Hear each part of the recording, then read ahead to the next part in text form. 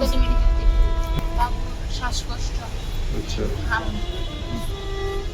আমার ৩ বাচ্চা। কুমিল্লার দেবিদ্বার থেকে ৭ মাস বয়সী ৩ যমজ সন্তানকে নিয়ে ঢাকায় ছুটে এসেছেন মা শাবনূর বেগম।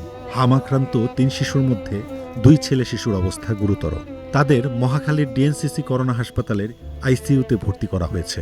অন্যদিকে কন্যা শিশুটি চিকিৎসাধীন শিশু ওয়ার্ডে।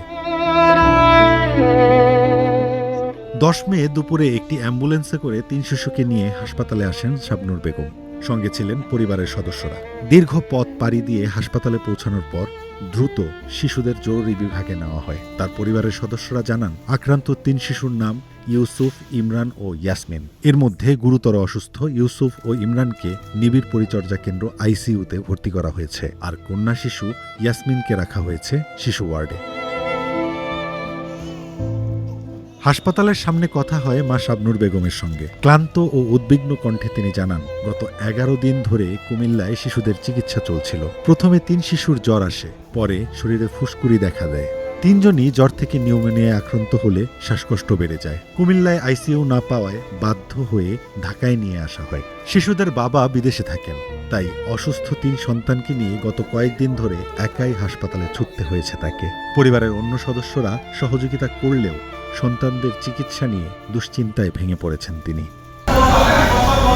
হাম উঠছে, হামের থেকে নিউমোনিয়া হয়ে গেছে। নিউমোনিয়া থেকে দেখা গেছে শ্বাসকষ্ট অতিরিক্ত। ডাক্তাররা বলে আপনারা আইসিইউতে ভর্তি করুন, কোথাও পাচ্ছি না।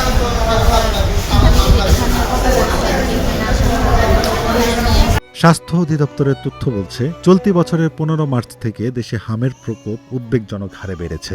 এ সময়ে দেশে 6,979 শিশুর শরীরে হাম শনাক্ত হয়েছে। এছাড়াও হামের উপসর্গে মারা গেছে 291 শিশু।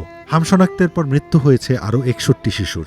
সব মিলিয়ে দেশে হাম ও হামের উপসর্গে মোট 352 শিশুর মৃত্যুর তথ্য পাওয়া গেছে।